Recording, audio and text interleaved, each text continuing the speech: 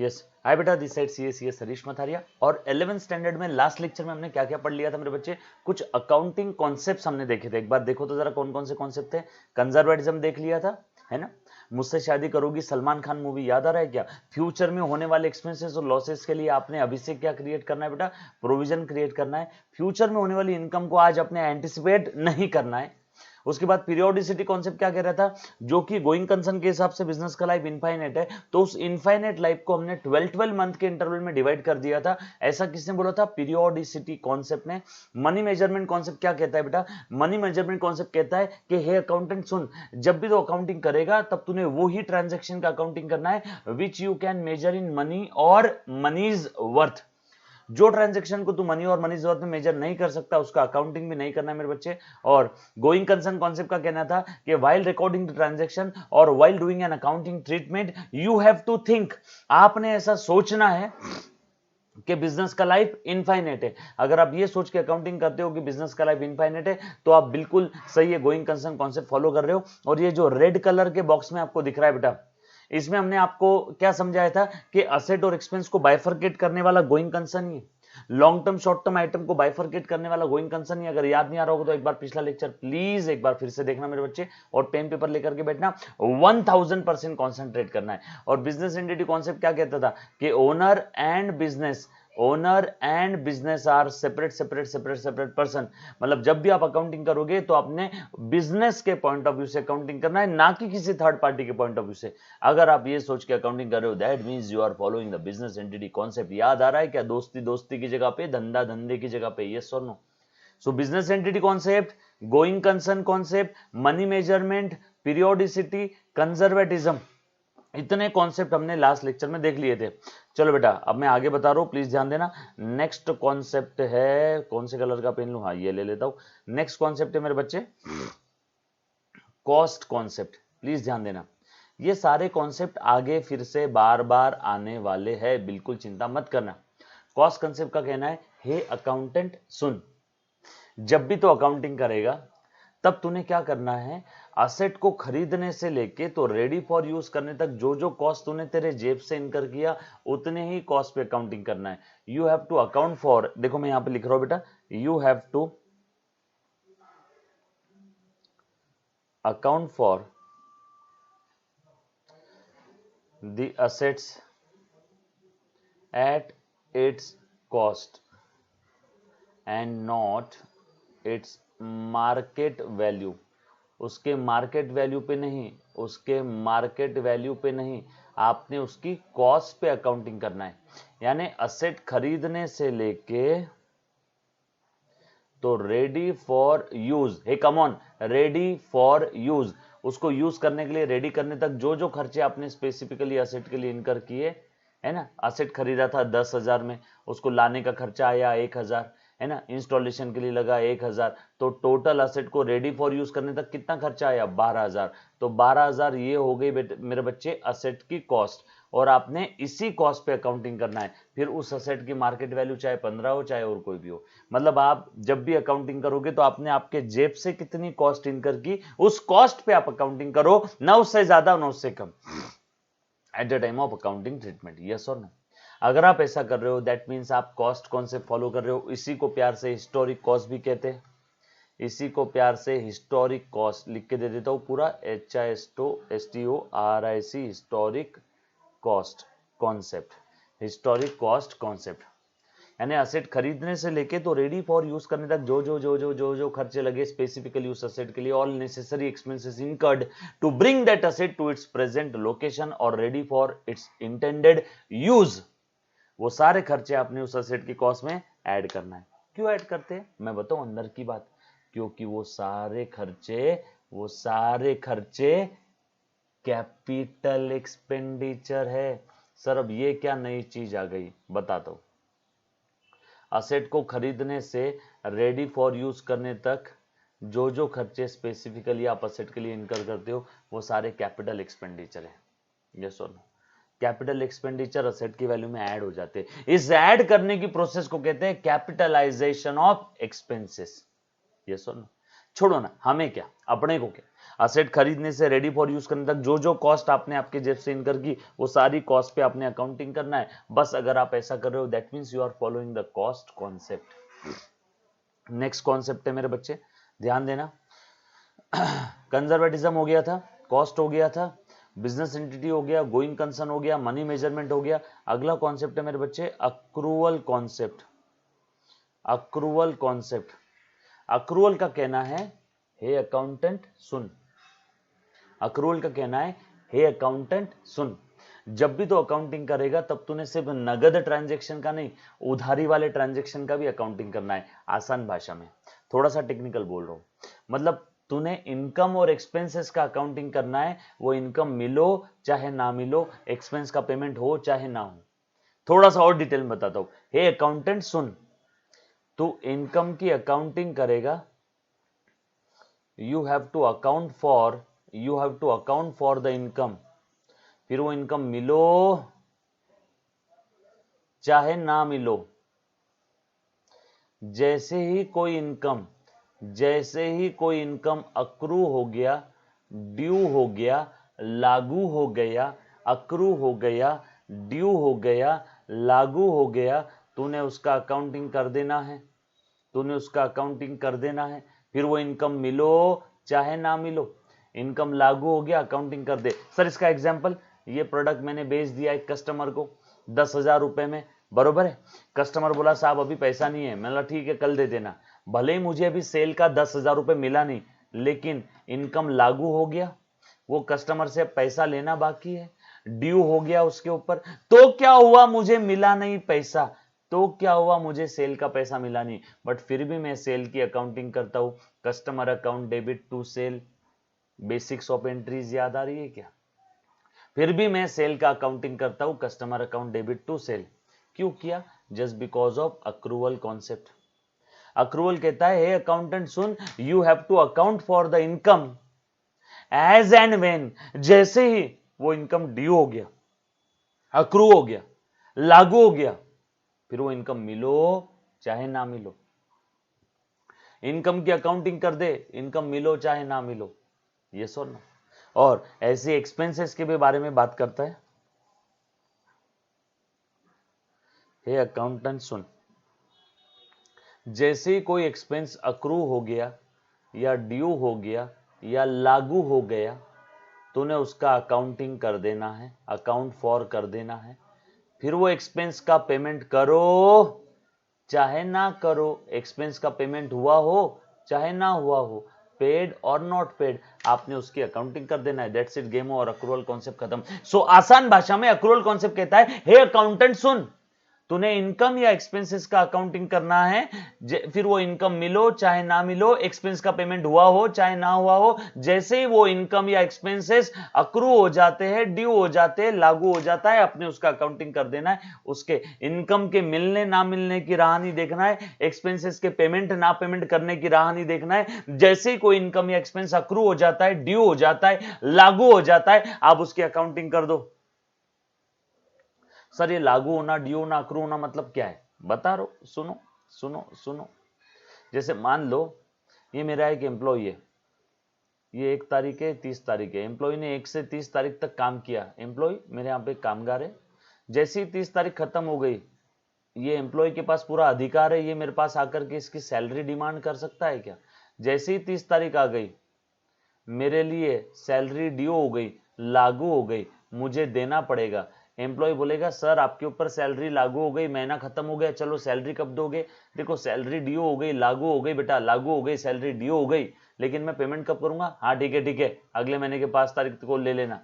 अब बताओ, मैं सैलरी पे कर रहा हूं अगले महीने की 5 तारीख को, लेकिन मैं एंट्री करता हूं 30 तारीख को, जर्नल एंट्री करता हूं 30 तारीख को। भले पेमेंट कब किया मैंने, 5 तारीख को, 30 तारीख को पे किया क्या? नहीं, बट फिर भी मैं 30 तारीख को सैलरी की एंट्री कर लेता हूं। Salary account debit to salary payable account. Salary payable म्हणजे सैलरी देने बाकी, उधारी देने बाकी, देना बाकी है, सैलरी पेएबल, जो भी सैलरी रहेगी सैलरी टू सैलरी पेएबल।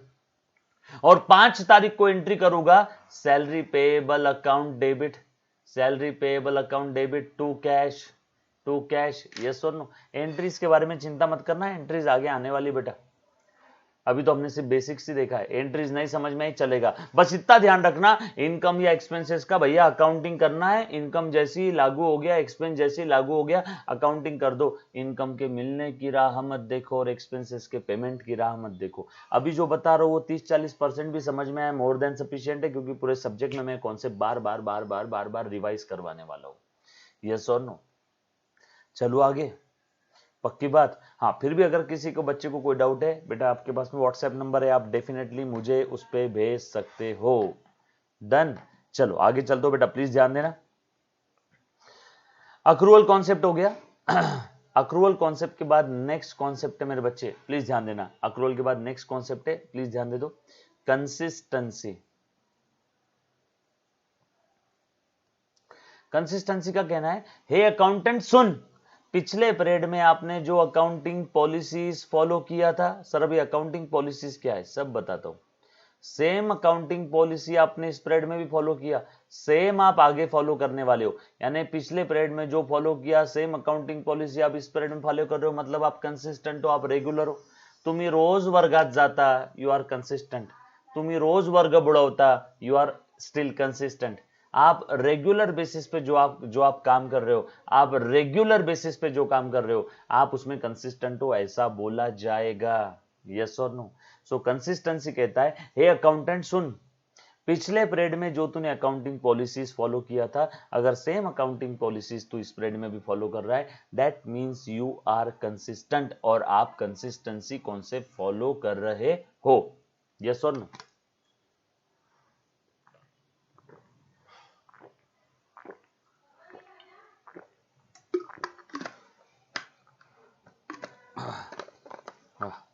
गर्म पानी पीना पड़ता बेटा बीच बीच में, बराबर है।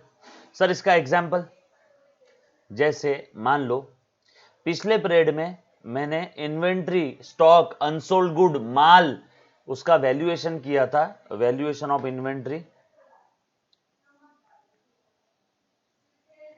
एट कॉस्ट और NRV whichever is lower, सब आगे आने वाला बेटा।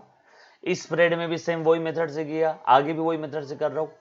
पिछले पीरियड में मैंने डेप्रिसिएशन के लिए मेथड यूज किया था straight line method. Sir depreciation क्या है, इसके ऊपर एक स्पेशल चैप्टर है मेरे बच्चे, बताऊंगा। इस पीरियड में भी मैं डेप्रिसिएशन म्हणजे घसारा, जी अपन असेट यूज करतो ना, अपन जो असेट यूज करते हैं, असेट यूज करने के बाद उसकी जो वैल्यू कम होती है, जितने से वैल्यू कम होगी उसे हम लोग प्यार से डेप्रिसिएशन बोलते हैं, घसारा, मराठीत काय म्हणतात घसारा। असेट यूज कर करके उसकी जो वैल्यू कम होती है, जी ज्याची जी झीज होते, झीज असेट घासून जाते, जी त्याची व्हॅल्यू जी कमी होते, तो जितने से वैल्यू कम हो उसे मैं बोलता हूं डेप्रिसिएशन। तो उस डेप्रिसिएशन की मेथड होती है बच्चे, पिछले पीरियड में ये मेथड से था, इस पीरियड में भी यही मेथड से, आगे भी यही मेथड है, मतलब हम लोग कंसिस्टेंट है। हम लोग जो पॉलिसी पिछले पीरियड में फॉलो किए सेम पॉलिसी इस पीरियड में भी फॉलो कर रहे, that means we are consistent, we are consistent, we are following the consistency concept, yes or no। आगे और चल रहा हो बेटा, 9th नंबर का कॉन्सेप्ट है, अच्छे से ध्यान देना। सब्सटेंस बहुत काम का है, substance over legal form, substance over legal form. बच्चों एक सजेशन दूंगा, ये जो कॉन्सेप्ट वाला लेक्चर है, ये लेक्चर आपने आगे भी अगर जर्नल एंट्रीज के बाद भी देखा तो भी चलेगा। जर्नल एंट्रीज आपकी होने के बाद, आपको अकाउंटिंग की अच्छी खासी अंडरस्टैंडिंग आने के बाद भी देखा तो चलेगा, जो कि आपके 12th बोर्ड की जो टेक्स्ट बुक है ना 12th बोर्ड की, तो उस बुक में सबसे पहले नंबर के चैप्टर में दिया है, इसीलिए मैं यहाँ पे पढ़ा रहा हूँ। अदरवाइज मैं बच्चों को सजेशन देता हूँ कि आप सेकंड चैप्टर होने के बाद ही अकाउंटिंग कॉन्सेप्ट का लेक्चर देखो, है ना, क्योंकि इसमें काफी सारी चीज है, मेथड्स है, डेप्रिसिएशन, काफी सारी ऐसी टर्म्स है जो बच्चों का अभी 10th हुआ है, ज्यांची सध्या 10वी झाली, त्यांना खूप काही टर्म्स माहिती नसतात, बरोबर है। तो बिल्कुल चिंता मत करना, इसीलिए मैंने बोला कि इसमें 30-40% भी समझ में आए तो ओके, मोर देन सफिशिएंट। आगे कॉन्सेप्ट में समय समय पे फिर से रिपीट करने वाला हूँ। सब्सटेंस और लीगल फॉर्म के बारे में क्या कहना है बेटा, यहां पे सब्सटेंस वस्तु स्थिति, वस्तु स्थिति, सब्सटेंस को देख के अकाउंटिंग करो, लीगल फॉर्मेलिटी को चूल्हे में डालो। यानी जब भी आप अकाउंटिंग करोगे तब आपने लीगल फॉर्मेलिटी को इज्जत नहीं देना है, लीगल फॉर्म को इज्जत नहीं देना है, आपने सब्सटेंस, वस्तु स्थिति, इकोनॉमिक रियलिटी को देख के अकाउंटिंग करना है। सर एग्जाम्पल सुनना जरा बेटा, प्लीज ध्यान देना। ये यहाँ पे साल शुरू हुआ, यहाँ पे साल खत्म हो गया, यहाँ पे साल शुरू हुआ, साल खत्म हो गया। ये यहाँ पे मैंने BMW कार परचेस किया, BMW कार खरीद लिया। अब ये कार असेट है ना, बरोबर है, यहाँ पे मैंने इस डेट पे खरीदा, लेकिन क्या हुआ, इस कार का जो बिल है वो बिल मिलेगा अगले साल में, देखो 8-10 दिन बाद। यहाँ इस कार की RC बुक, बिल, मतलब ये कार का लीगल ओनर मैं कब बन रहा हूं, 8 दिन बाद। यहाँ साल खत्म हो रहा है, यहाँ साल खत्म हो गया, लीगल ओनर कब बना, नेक्स्ट ईयर में, साल खत्म होने के 6-7 दिन बाद। अब बताओ मैं कार की अकाउंटिंग एंट्री इस डेट पे करूं कि ये जो जिस दिन मैंने परचेस किया इस डेट पे करूं? लीगल ओनर कब बना, इस डेट को, 7-8 दिन बाद। कार कब खरीदा, इस डेट को। लीगल ओनर कब बना, इस डेट को। तो भैया आप जनरल कॉमन सेंस वाला आदमी बोलेगा भैया कार का तुम जिस दिन लीगल ओनर बने उस दिन अकाउंटिंग करो, लेकिन ये गलत है। सब्सटेंस ओवर लीगल फॉर्म कहता है भैया वस्तु स्थिति, कार कब आ गई थी, इस डेट को कार आ गई थी। ज्यादा दिमाग नहीं लगाना। तो क्या हुआ, तुच्छ पेपर डॉक्यूमेंटेशन वर्क के लिए 7-8 दिन लग गए, लेकिन कार आ गई थी ना इस डेट को। तो वस्तु स्थिति के हिसाब से अकाउंटिंग इस डेट पे करना चाहिए। अगर आप कार का अकाउंटिंग इस डेट पे कर रहे हो तो आप सब्सटेंस ओवर लीगल फॉर्म ये कॉन्सेप्ट फॉलो कर रहे हो। क्या बोलते हो मेरे बच्चों, यस और नो? लीगल फॉर्मॅलिटी को चुले में जान दो, लीगल फॉर्मॅलिटीला चुल्यात टाका आणि वस्तुस्थितीला बघून एंट्री करायची, आणि वस्तुस्थितीला बघून एंट्री करायची बाळा। यस और नो? क्लियर है? डन? आगे फिर से आने वाला है, चिंता मत करना। नेक्स्ट कॉन्सेप्ट है मेरे बच्चे, पेन चेंज कर लेता हूं। कौन कौन सा हो गया एक बार कॉन्सेप्ट देख लो बेटा। सब्सटेंस और लीगल फॉर्म हो गया, कंसिस्टेंसी हो गया, अक्रूवल हो गया, कॉस्ट हो गया, कंजर्वेटिज्म हो गया, पीरियोडिसिटी हो गया, मनी मेजरमेंट, गोइंग कंसर्न और बिजनेस एंटिटी कॉन्सेप्ट हो गया है। ओ हो, चलो अगला कॉन्सेप्ट बेटा।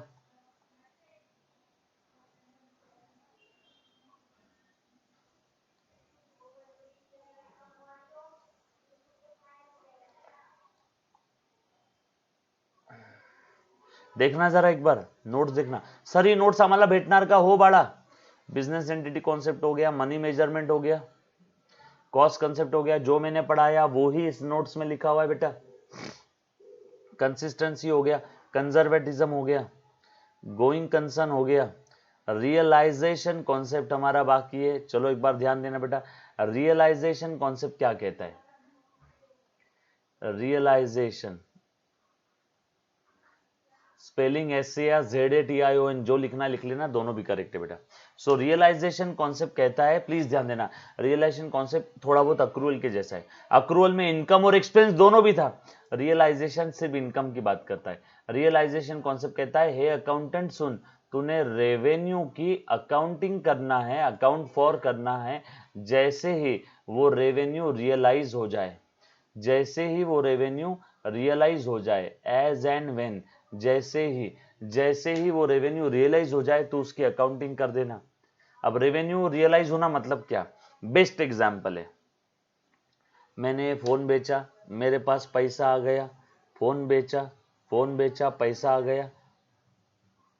पैसा आ गया, बोलो रेवेन्यू रियलाइज हो गया? यस। अकाउंटिंग कर दो? यस। दूसरी केस, फोन बेचा, पैसा नहीं आया, पैसा नहीं आया तो क्या हुआ? क्या मेरे पास लीगल राइट आ गया? क्या लीगल राइट? जिसको फोन बेचा उधारी में, उससे पैसा नहीं आया, लेकिन अगर वो पैसा नहीं दे तो मैं उसको कोर्ट में घसीट के लेके जा सकता हूं और मेरा पैसा वसूल कर सकता हूं। ये लीगल राइट मेरे पास आ गया है क्या? यस, लीगल राइट आ गया है। तो क्या हुआ? पैसा नहीं आया, लेकिन लीगल राइट है क्या पैसा वसूल करने का? यस, लीगल राइट है मेरे बच्चे, पैसा वसूल करने का लीगल राइट है, लीगल राइट है। प्लीज ध्यान देना, बरोबर है। अब लीगल राइट मेरे पास है, लीगल राइट मिल जाना चलेगा, पैसा मिल जाना चलेगा, दोनों में से कोई भी एक चीज हो गई, यस मैं अकाउंटिंग कर दूंगा। सो एक बार फिर से ध्यान देना, या तो रेवेन्यू, जैसे सेल, ये रेवेन्यू का एग्जांपल है, बरोबर है, या तो सेल रेवेन्यू, या तो एक्चुअल में मिल जाना, या तो उस रेवेन्यू को रिकवर करने का लीगल राइट मिल जाना, या तो सेल का जो भी था रेवेन्यू या कोई भी रेवेन्यू, मैंने सेल तो एक एग्जांपल लिया, सेल हो सकता है, इंटरेस्ट हो सकता है, कमीशन मिल रहा है, समझ में आया, कोई भी रेवेन्यू या तो एक्चुअल में मिल जाना उसकी अकाउंटिंग करो, या तो उसे रिकवर करने का लीगल राइट मिल जाना तो भी उसकी अकाउंटिंग करो। देखो बेटा, या तो रेवेन्यू मिल गया या तो उसको रिकवर करने का लीगल राइट मिल गया, दोनों में से कोई एक चीज भी अगर हो जाती है तो हम लोग बोलेंगे यस रियलाइज हो गया, और जैसे ही रियलाइज हो गया उसे रिकॉग्नाइज कर दो। सर रिकॉग्नाइज कर दो मतलब अरे बाबा अकाउंटिंग कर दो, दैट्स इट। अगर आप ऐसा कर रहे हो that means you are following the realisation concept. Realisation concept कहता है इनकम की आपने अकाउंटिंग करना है जैसे ही वो इनकम रियलाइज हो जाए, यस और नो। और इनकम रियलाइज होने का अर्थ होता है या तो वो इनकम मिल जाना या तो इस इनकम को रिकवर करने का लीगल राइट मिल जाना, इन दोनों में से कोई एक चीज भी हो जाती है तो यस हम लोग बोलेंगे रियलाइज हो गया इनकम, और इनकम रियलाइज हो गया तो उसे रिकॉग्नाइज कर दो, है ना। फिर इनकम चाहे मिलो चाहे इनकम ना मिलो, नहीं मिला तो क्या हुआ, इनकम चाहे मिलो चाहे ना मिलो उसकी अकाउंटिंग कर देंगे, यस और नो। ये था रियलाइजेशन कॉन्सेप्ट। अक्रूवल कॉन्सेप्ट हमने देख लिया बेटा, ड्यूअल एस्पेक्ट कॉन्सेप्ट हमारा देखना बाकी है। Dual aspect concept very important, very important, very important बेटा, अच्छे से ध्यान देना। ड्यूअल एस्पेक्ट और डिस्क्लोजर दोनों भी, ड्यूअल एस्पेक्ट है डिस्क्लोजर है, बरोबर है, और मटेरियलिटी। चलो अभी देखना अच्छे से, जरा मैं साइड में निकाल रहा हूं इसको, आ जाओ मेन स्क्रीन के बेटा, साइड में आ जा तो, हाँ ओके चलो आ जाओ बेटा। ड्यूअल एस्पेक्ट,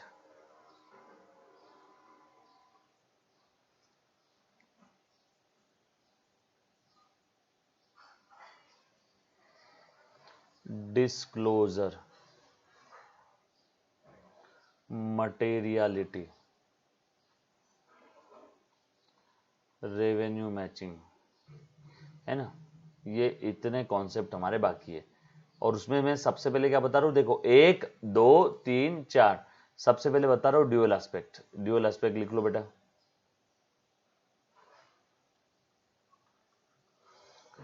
लिखो dual aspect concept, very important concept मेरे बच्चे, one of the very important, अच्छे से ध्यान देना। ड्यूअल एस्पेक्ट कहता है हर ट्रांजैक्शन के दो नजरिए हैं, there are two aspects of every transactions, there are two aspects of every transaction. हर ट्रांजैक्शन को दो नजरिए से देखना है मेरे बच्चे, दो नजरिए से। सर कौन से दो एस्पेक्ट है,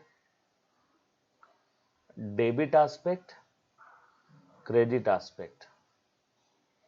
सर दो ही क्यों, तीन क्यों नहीं, क्योंकि दुनिया में लेन देन होता है मेरे बच्चे, लेन देन होता है। जब भी हम लोग कुछ लेते हैं तो कुछ देते हैं, और हर बार वो लेन देन इक्वल अमाउंट का होता है।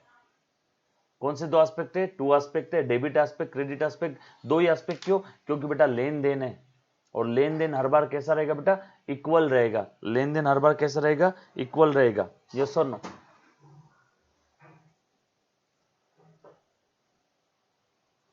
चलो साफ सफाई हो रही है ना, इसलिए पहनना जरूर है बेटा।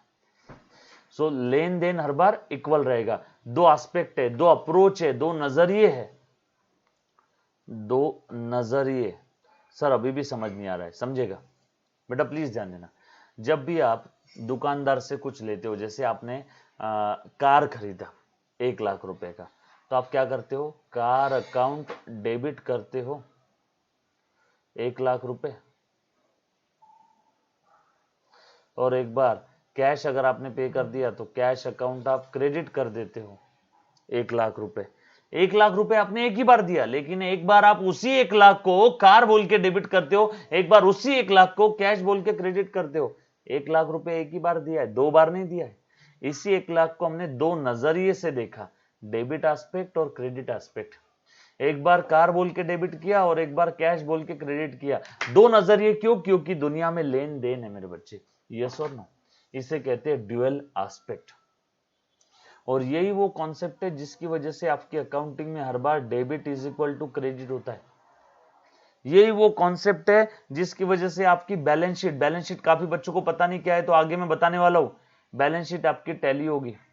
यही वो कॉन्सेप्ट है जिसकी वजह से आपका ट्रायल बैलेंस भी टैली होगा। ट्रायल बैलेंस भी आपको पता नहीं, आगे बताऊंगा क्या है, तो बेटा टैली होगा। यही वो एस्पेक्ट है जिसकी वजह से आपकी अकाउंटिंग में हर बार डेबिट और क्रेडिट इक्वल होता है। ओनर ने 25,000 रुपए बिजनेस में कैपिटल लाया, एक बार आप उसी 25,000 को कैश बोल के डेबिट करते हो, एक बार उसी 25,000 को आप कैपिटल बोल के क्रेडिट करते हो। 25,000 लाया एक ही बार है, लेकिन आप उसका अकाउंटिंग डेबिट क्रेडिट इस एस्पेक्ट के, इस नजरिए के हिसाब से करते हो। अगर आप ऐसा कर रहे हो, that means you are following the dual aspect concept. Yes और नो? बच्चों मैं एक बार फिर से रिक्वेस्ट करूंगा सभी को, एक दो लेक्चर आपके, एक दो चैप्टर होने के बाद ये कॉन्सेप्ट के लेक्चर वापस देखना। फिर से रिक्वेस्ट कर रहा हूं, नहीं करोगे तो गलती करने वाले हो मेरे बच्चे। आप प्लीज 2 चैप्टर होने के बाद ये कॉन्सेप्ट के लेक्चर वापस देखना। आधा आधा घंटे के लेक्चर है बेटा, 2 कॉन्सेप्ट के। ये सेकंड लेक्चर, इसके पहले का पहला था। 30 मिनट के 2 लेक्चर, सारे कॉन्सेप्ट समझ में आ जाएगी फिर से। हाँ, ध्यान देना बेटा। उसके बाद है disclosure, materiality, revenue matching. Disclosure,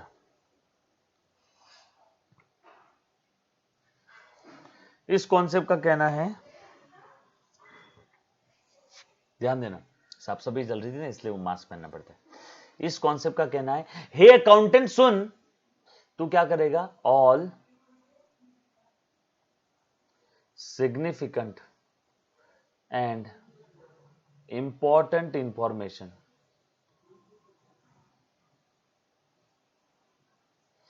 disclose करेगा।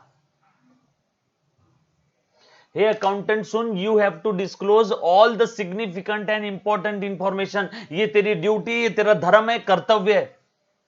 अगर वो ऐसा करता है, दैट मींस वो डिस्क्लोजर कॉन्सेप्ट फॉलो कर रहा है।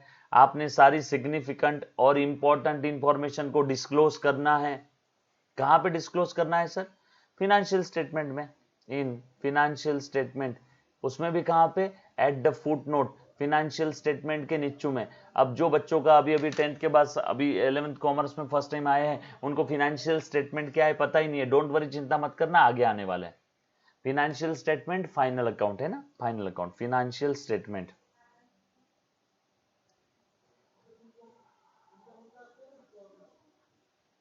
यानी फाइनल अकाउंट पढ़ेंगे हम लोग आगे, पूरा चैप्टर है इसके ऊपर। इसलिए मैंने बोला कि ये कॉन्सेप्ट के लेक्चर आपको आगे वापस देखना है, लेकिन फिर भी ध्यान दो अभी।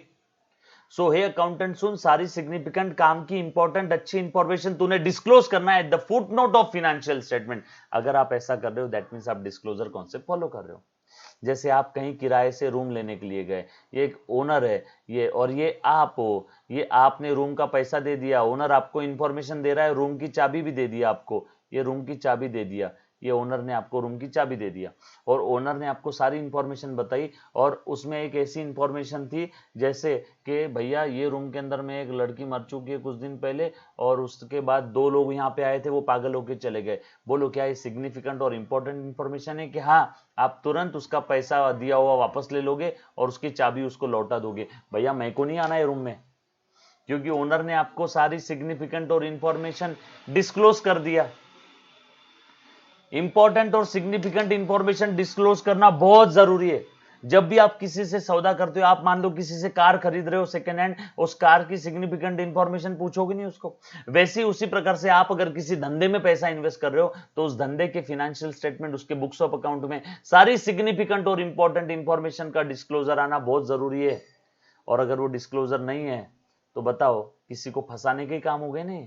इसीलिए कॉन्सेप्ट आ गया, और ये कॉन्सेप्ट बोल रहा है, हे अकाउंटेंट सुन, यू हैव टू डिस्क्लोज, तुझे डिस्क्लोज करना पड़ेगा सारी सिग्निफिकेंट और इंपॉर्टेंट इंफॉर्मेशन। अगर वो ऐसा कर रहा है, दैट मींस वो डिस्क्लोजर कॉन्सेप्ट फॉलो कर रहा है। नेक्स्ट है मेरे बच्चे, मटेरियलिटी।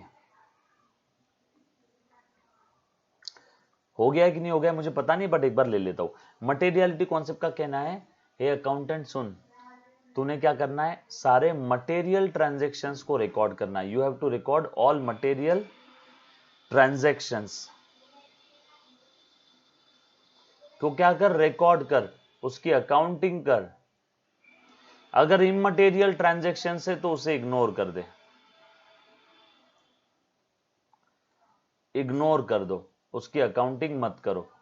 इमटेरियल है तो उसको इग्नोर कर दो, उसकी अकाउंटिंग मत करो। सर एग्जांपल, राह चलते भिखारी को 1 रुपया डोनेशन दिया, घर पे आके अकाउंटिंग करते हो क्या उसकी? नो। क्यों? क्योंकि 1 रुपया ये इमटेरियल अमाउंट है।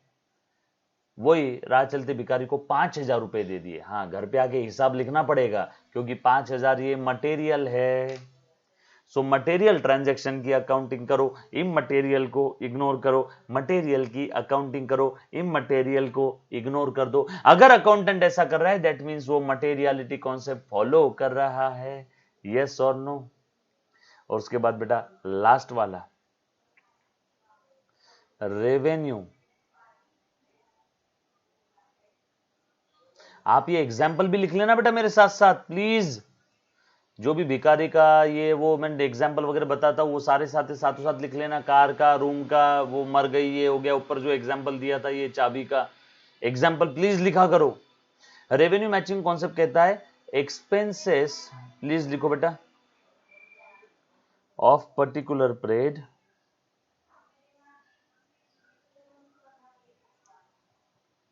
should match with the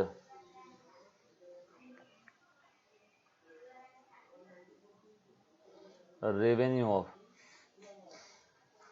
same particular period.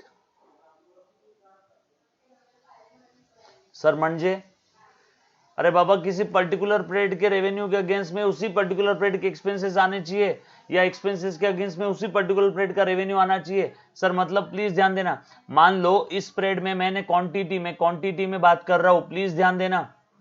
इस पीरियड में मैंने माल खरीदा, परचेस, कितना क्वांटिटी? 10 क्वांटिटी, और मैंने माल बेच दिया, कितना क्वांटिटी? 8 क्वांटिटी। नंबर्स में बात कर रहा हूं, रुपए में नहीं। अभी 2 मिनट के लिए माल खरीदा 10 क्वांटिटी, माल बेचा 8 क्वांटिटी। बोल मेरे बच्चे रेवेन्यू कितने क्वांटिटी का है? इनकम कितने क्वांटिटी का है? 8। और खर्चा कितने क्वांटिटी का दिख रहा है? खर्चा कितने क्वांटिटी का दिख रहा है? 10। अरे रे रे रे रे, ये तो गलत हो गया, ये मैचिंग थोड़ी हुआ। जब रेवेन्यू 8 क्वांटिटी का है तो खर्चा भी 8 क्वांटिटी का ही होना, लेकिन खर्चा तो 10 क्वांटिटी का दिख रहा है, ज्यादा दिख रहा है। कम करो, कम करना है तो अपोजिट साइड में लिख लेता हूं, ये 2। अब देखो ये 10 माइनस 2 कितना दिख रहा है? खर्चा 8। तो खर्चा भी 8 क्वांटिटी का और रेवेन्यू भी 8 क्वांटिटी का। अगर ऐसा है that means you are following the revenue matching concept. इसके ऊपर में डिटेल डिस्कशन होगा फाइनल अकाउंट ये चैप्टर में। समझ में आया अभी तो ठीक है, नहीं तो छोड़ देना, भरोसा रखना। डिटेल डिस्कशन कहां होगा? फाइनल अकाउंट में, क्योंकि ये जो मैंने टी शेप फॉर्मेट बनाया है ना, ये फाइनल अकाउंट के ट्रेडिंग अकाउंट का है। ये जो टी शेप फॉर्मेट बनाया है, जो ये जो टी शेप फॉर्मेट है बेटा, यस और नो? सो रेवेन्यू मैचिंग कहता है कि इस पीरियड के रेवेन्यू के अगेंस्ट में इसी पीरियड के खर्चे चाहिए, ना फ्यूचर के ना पास्ट के। इस पीरियड में इसी पीरियड की इनकम, इस पीरियड में इसी पीरियड के खर्चे। यस और नो? अगर ऐसा हो रहा है that means you are following the revenue matching concept. Yes और नो? यहां तक किसी को कोई डाउट है मेरे बच्चे तो आपके पास कॉन्टैक्ट नंबर है 9822093220। Feel free to WhatsApp your doubt on my number. Thank you very much. 11th standard के अकाउंटिंग कॉन्सेप्ट एक बार फिर से बताऊंगा मेरे बच्चे। अकाउंटिंग कॉन्सेप्ट्स के लेक्चर्स को आपने आगे एक बार फिर से देखना है, जब आपके और 1-2 चैप्टर हो जाएंगे ना 11th स्टैंडर्ड के, उसके बाद एक कॉन्सेप्ट के लेक्चर, ये 13 के 13 कॉन्सेप्ट एक बार फिर से देखना मेरे बच्चे, मजा आ जाएगा आपको। डन? वैसे मैं समय समय पे रिवाइज करूंगा। Thank you, bye bye, take care, stay home safe, stay safe मेरे बच्चे।